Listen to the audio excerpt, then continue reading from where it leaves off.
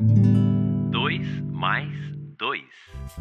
Prefeitura de Belo Horizonte e Instituto Hahaha apresentam 2 mais 2, o quadro do podcast 8 e 80.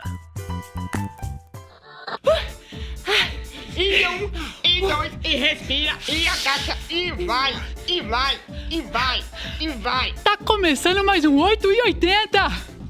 880! É sério, Babalu? Não, é podcast, Rosa, é o 2 mais 2, bora! Bora! E começou! O assunto de hoje é atividade física. Quem pode se mexer? Ó, tá mexendo ali, hein? Bora somar, multiplicar e dividir isso aí, gente! Porque saúde é o que importa! E hoje o nosso assunto é atividade física. Vamos tomar uma água? Ai, vambora. Vamos começar, senta aí, Rosa. E pra movimentar isso daqui, estamos com ela, que é educadora física, Tânia Mara Faria. Seja muito bem-vinda. Obrigada. Fico muito feliz pelo convite. Eu faço atividade física. Será que a Tânia Mara faria? Faria ou não faria? Conta pra gente. Na verdade, eu vou fazer a pergunta. Por que a atividade física é tão importante para as pessoas? Bom, a atividade física é muito importante, né? Assim, costumo dizer que existem benefícios biopsicossociais. Então, assim, benefícios biológicos, né? Como controle do peso, a gente fica mais bem-humorado, né? Do ponto de vista psicológico, consegue controlar melhor o humor. E também um benefício social importante, né? Quando a gente faz atividades que são em grupo. Então, não pode esquecer desses dois benefícios, né? Psicológicos e sociais. Desculpa a sinceridade, Tânia, mas por que é tão difícil? Pois a questão da atividade física está muito relacionada ao hábito, né? Então, a gente precisa começar a criar o hábito de fazer e muitas das vezes a gente não tem esse hábito nos primeiros contatos na escola, principalmente criança, adolescente, e aí a gente vai crescendo sem esse hábito. Quando a gente chega na fase adulta, e aí são diversos fatores, né? Tem filho, o trabalho, outras prioridades, e aí na fase também vai envelhecendo, vai chegando na fase idosa, e aí são outros desafios, né? Muitas vezes a questão até do acesso, do preconceito, das vezes aquela atividade física está adaptada né, ao seu, como eu posso dizer, ao que você gosta de fazer, né? Adequada culturalmente até falando. Sim. Ao que você está acostumado a fazer. Então, são várias barreiras para a prática de atividade física, mas muitos benefícios. Então, assim, vale a pena investir. Dormir conta como atividade física? Porque se for assim, eu posso me tornar uma fisiculturista, por exemplo. Por enquanto, não. Para poder fazer atividade física, você precisa estar em movimento, né? Eu corri no parque ontem. Olha, Rosa! Mas foi fugindo do cachorro. Não, aí não. E aí tava querendo pegar o meu lanche, sem vergonha. Olha. Isso. Não, aí não dá, né? Vale também, importante. Bom, atividade física tem 4 domínios. Não sei se vocês já ouviram falar, mas assim, atividade física no lazer, né, no trabalho, no transporte e como atividade física doméstica, também, dentro de casa, né, no lar. Então, se você estiver correndo atrás do seu cachorro e estiver se movimentando, tá valendo. Mas ele tava correndo atrás de mim, tá valendo também, também. Né? A questão principal é que a gente estimula que as pessoas se movimentem mais durante o lazer.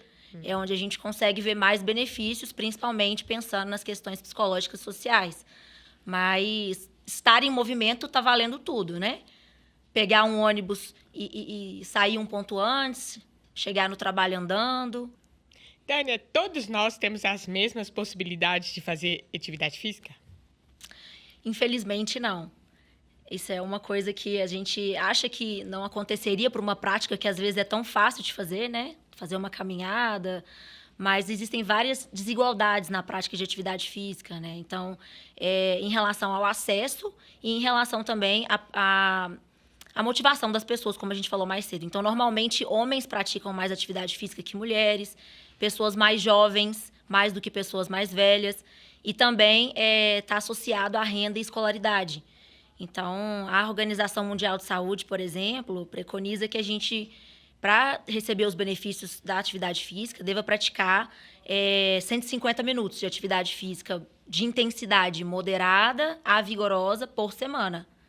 Porém, esse grupo que eu mencionei, né, homens, pessoas com menor idade, maior escolaridade e maior renda, é que tendem a atingir esses níveis de recomendação para os benefícios dentro do âmbito da saúde, né, infelizmente. Além da questão do acesso também. E como pode diminuir essas desigualdades, Tânia? Pois atualmente, a forma que a gente tem de agir para a diminuição das desigualdades na prática de atividade física é fomentar a prática daquele grupo exatamente que não pratica. Então, existem programas sociais e também comunicação na mídia para informar dos benefícios da atividade física, para que a gente consiga romper as barreiras para o início da prática. E aí, também muitos investimentos nas estruturas físicas das cidades, né? Nos parques, ciclovias. As academias da cidade, né? Nas academias da cidade, exatamente. Não sei se vocês conhecem o programa bem, mas é fenomenal. E realmente as mulheres, principalmente mulheres, e aí, através desses programas, a gente consegue fazer com que as pessoas pratiquem atividade física. Você sabe o que o número 14 foi fazer numa academia lá nos Estados Unidos? Não, o quê? Ficar fortinho. Valeu. Ficar fortinho. É sério? Ah, minha nossa, gente. Corta isso, gente. Estamos falando de atividade física. Mas sabia que isso é um direito? Chegou o momento do Você Sabia? Com ele, Doutor Altamiro, aquele que sabe tudo do Estatuto da Pessoa Idosa. Fala, doutor! Você sabia que é obrigação do Estado e da sociedade assegurar à pessoa idosa a liberdade, o respeito e a dignidade, como pessoa humana e sujeito de direitos? Entre os direitos à liberdade está a prática de esportes e de diversões. Tá lá, no Estatuto da Pessoa Idosa. Nossa, o doutor Altamiro hoje estava um boneco. Tânia, fiquei sabendo que você faz parte de uma pesquisa que pode fortalecer as políticas públicas. Como? Interessante essa questão do idoso, porque existem muitas limitações físicas, né, e de acesso a uma população bem específica.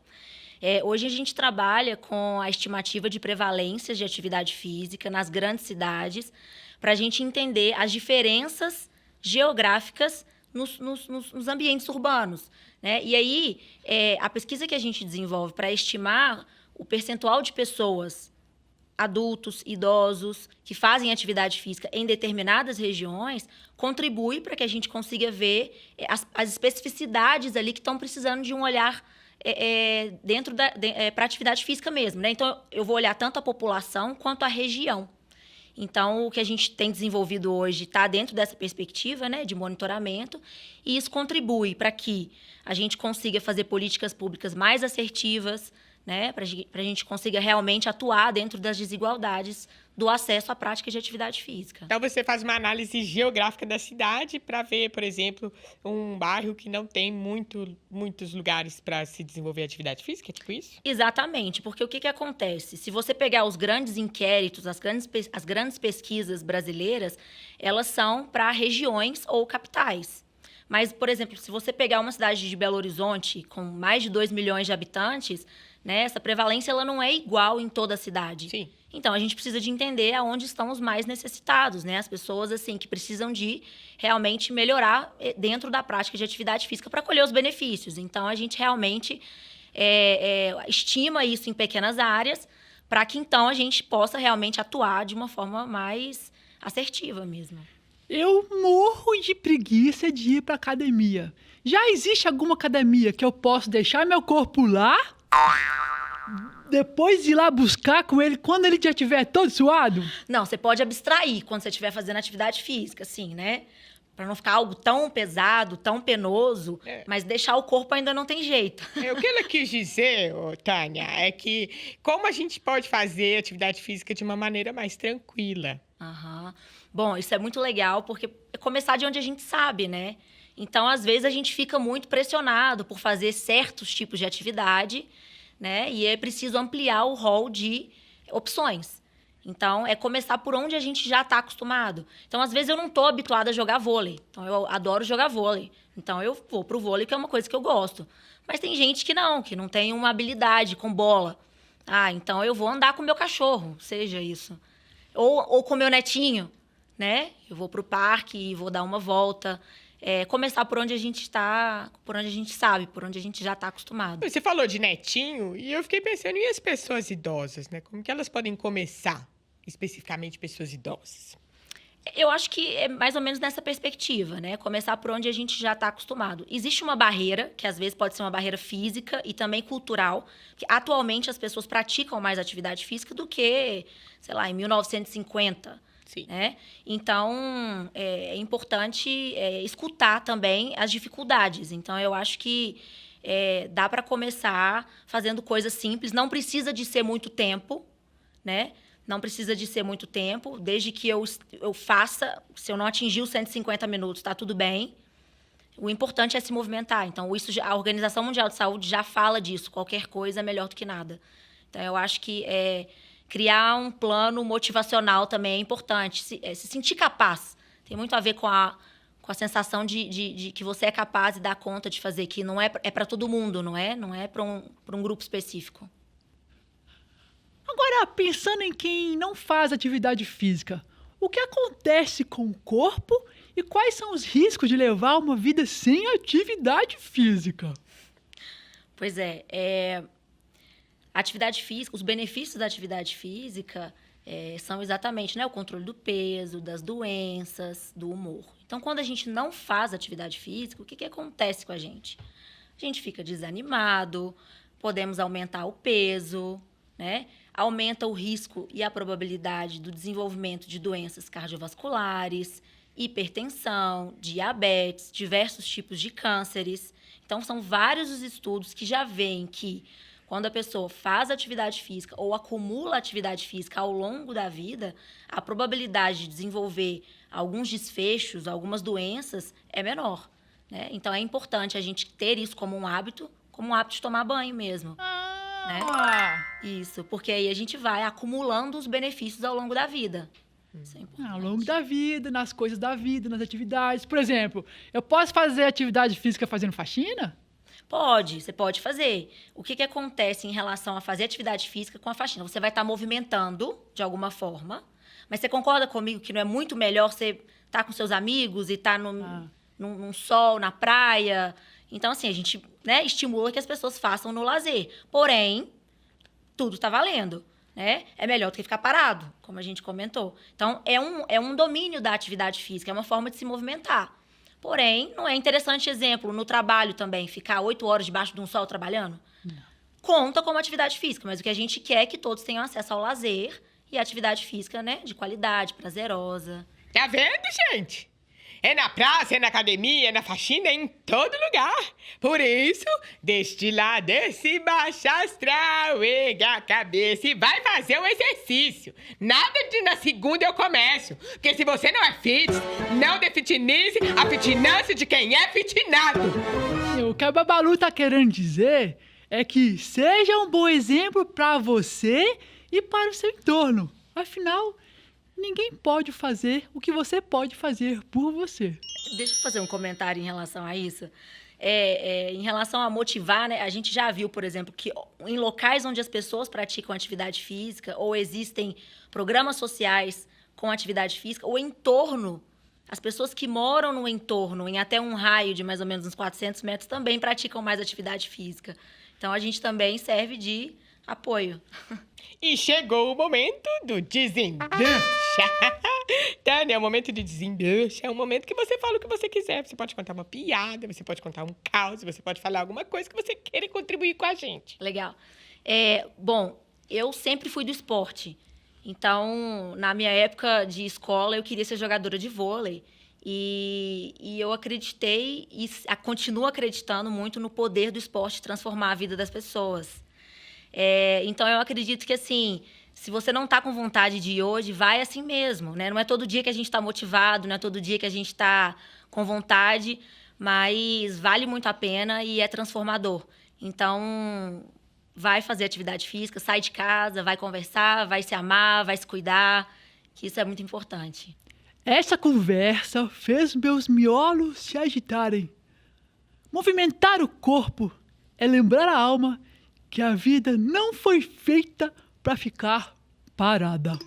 Muito que bem! E você que está ouvindo a gente, que está esperando um sinal aí para começar a fazer atividade física, faça! Porque se até a Tânia Mara faria, você pode fazer também. Muito obrigado pela presença, Tânia. Muito obrigada, pessoal. Adorei estar aqui com vocês. Que essa conversa inspire muita gente a dar o primeiro passo, nem que seja para dar o segundo depois. Antes da despedida, um recado importante. Se beber água, não se afogue. Se correr, não tropece. Se alongar, cuidado para não espreguiçar demais e voltar a dormir. Né, Babalu? Com certeza, Rosa. E não custa nada lembrar para você que acompanha a gente que o nosso podcast 880 está no streaming toda terça e quinta-feira com episódios novos. E você ouve o nosso programa na Rádio Câmara Brasília todo domingo às 8 da manhã e também nas rádios parceiras. Tchau! Esse episódio é produzido pelo Instituto Hahaha por meio do projeto Nas Ondas do Hahaha, realizado com o fomento do Fundo Municipal do Idoso de Belo Horizonte e patrocínio da Vale, Valorec, Tambasa, Premier Pet, Fundação ArcelorMittal, Hipofarma, Supermix Concreto e do Frio.